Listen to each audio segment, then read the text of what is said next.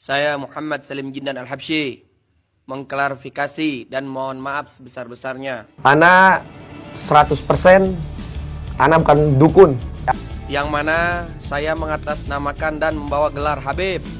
Itu bengkok menggunakan trik. Bener. Tolong. Ada yang bilang ini lewat di FYP saya nih. Ada yang bilang gak usah kasih 100 juta, digampar aja. Buset. Akhirnya Jindan mengakui kalau dia bukanlah dukun. Ana 100% Ana bukan dukun. Ana 100% Ana bukan dukun. Hai, apa kabar? Kembali lagi di Let's Go.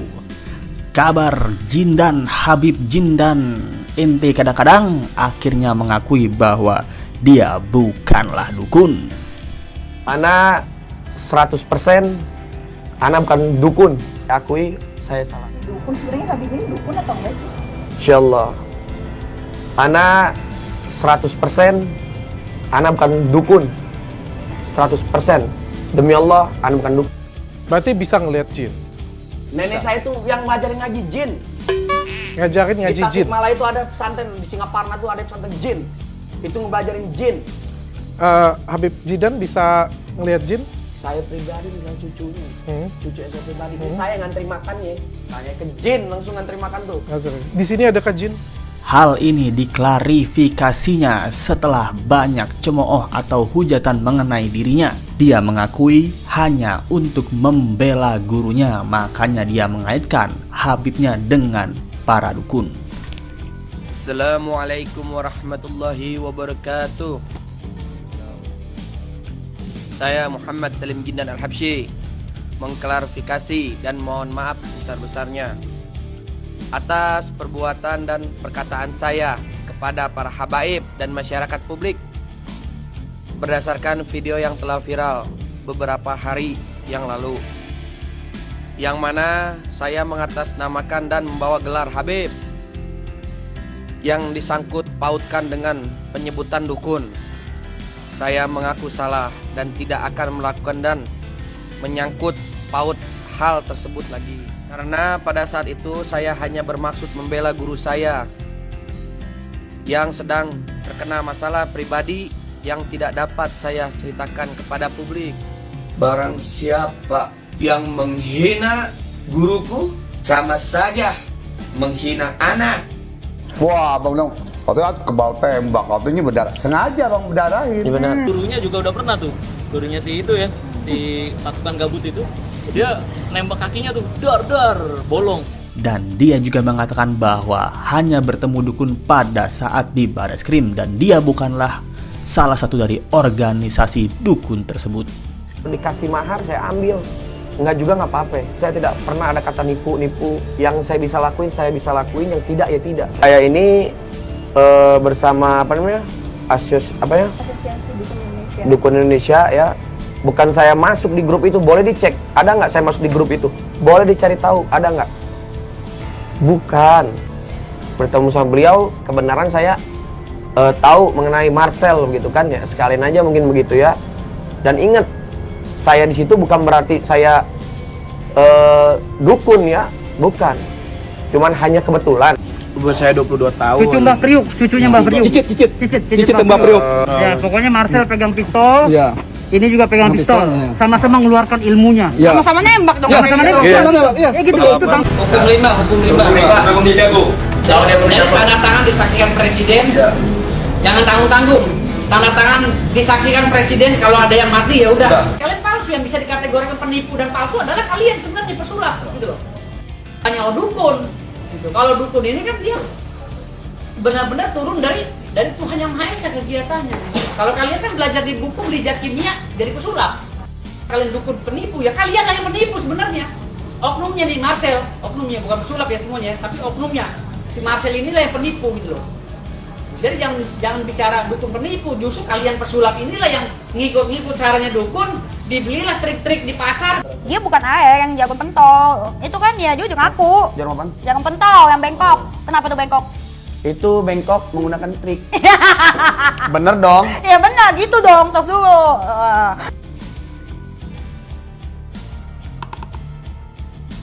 Namun dengan kebesaran hati Jindan sekarang menjadi teman dari Dennis Cadel, di mana beberapa kali Jindan masuk ke dalam podcastnya Dennis Cadel. Entah itu untuk membuktikan atau malah membongkar trik yang dia punya. Karena awalnya dia mengaku kebal anti peluru dan juga anti tusuk jarum. Gitu dong. Dia doain. Kagak. Kalau air mah benar dari hati gue pribadi. Kalau air mah. Jadi begini ya, pendapat orang itu masing-masing ya. Ada yang percaya dan enggak. Jadi kita hargai juga yang nggak percaya dan hargai juga yang percaya gitu.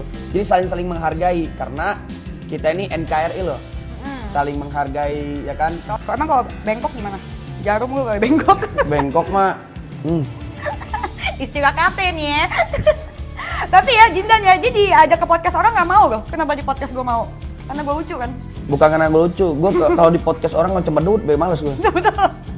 Lurusin dulu.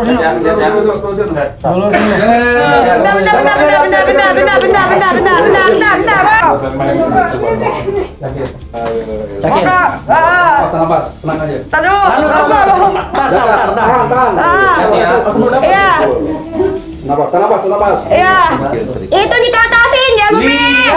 Lihat tuh. Iya, tangannya ke atas. Nyolok dikit tapi tangannya ke atas. Tuh, iya lah bengkok, masuknya ke atas. Dia bukan air yang jarum pentol. Itu kan ya dia juga ngaku. Jarum apaan? Jarum pentol yang bengkok. Kenapa tuh bengkok? Itu bengkok menggunakan trik. Bener dong. Ya benar gitu dong, tos dulu. Setelah triknya banyak diketahui oleh masyarakat, akhirnya ia mengaku juga pada Dennis bahwa semua kebal ilmunya adalah trik, terutama trik membengkokkan jarum pentol. Lalu bagaimana dengan tantangan Dr. Richard Lee terhadap para dukun yang kebal jarum? Sekarang sudah ada beberapa orang yang mengechat Dr. Richard Lee setelah sayembaranya dikemukakan. Dan kita masih menunggu adakah pembuktian benar-benar dukun sakti yang kebal dari jarum aboket milik Dr. Richard Lee. Sayembara. Setelah dibuka berapa hari sih ini? 4 hari baru. 96 chat yang masuk. Dan ada form pendaftaran dong, di mana-mana sekolah aja ada pendaftaran. Mengembalikan balas isi pendaftaran ada berapa chat? 27 doang. Bacot kalian. Kasih, saya cukup gampar kamu. Biar kamu tahu ya. Ingat itu. Jadi cuma 27 yang isi pendaftaran. Dan dari 27 orang itu, kita suruh buat video nih, ya kan? Video mereka tanpa jeda untuk pakai pisau bedah sendiri. Nah, kalau misalnya itu berhasil, tentu kita akan perantarain untuk ke sini. Dan kita akan buat sayembara yang besar, kita akan bikin acara. Ya, tapi ternyata yang buat video, jadi tidak sampai detik ini nggak ada yang buat video tersebut. Jadi sampai detik ini nggak ada yang buat video ya. Jadi ada yang bilang ini lewat di FYP saya nih. Ada yang bilang nggak usah kasih 100 juta, digampar aja. Buset, ini sayembara Pak, bukan tantangan. Lu sayat gua, kalau gua nggak tersayat sama pisau dapur lo itu, ya orang nggak sekolahan, makan bangku sekolah, ya kasih saya cukup gampar kamu, biar kamu tahu ya. Ingat itu. Udah dapat hadiah, gampar gua aja. Nggak bisa seperti itu Pak. Ini sayembara. Kalau sayembara itu menang itu suatu prestasi. Dan dengan ini saya tambah yakin, tambah 100% yakin, nggak ada orang sakti di sini. Nggak ada orang sakti di Indonesia ini. Kalau ada orang sakti, itu nggak akan main YouTube dan nggak akan kontenin.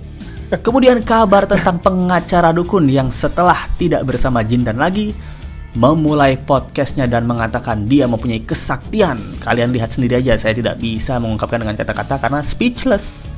Saya masukin jin dalam badan abang ya. Coba buktikan. Cuma gue tahu aja. Tapi kenapa bulu gue berdiri ya bang? Ini mbak. Enggak. Tapi bosnya nanti kenapa? Jangan. Di mana? Gue nggak mau panas pak. Ada air nggak? Ada air. Buset ya bang. Apakah pengacara dukun ini akan mengait kembali dukun-dukun baru untuk menjadi tumbalnya, untuk seakan-akan membela para dukun dan mendapatkan kepamoran? Dia juga mengatakan bahwa tidak percaya dukun adalah bukan Islam sejati karena syahadatnya batal. Apakah akhirnya seluruh dukun akan membongkar rahasia dan trik mereka? Kita tunggu saja kabar kocak para dukuners kembali. Terima kasih yang sudah menonton. Jangan lupa like, comment, share, dan subscribe. Misteri makna behind the scene video klip Memiliki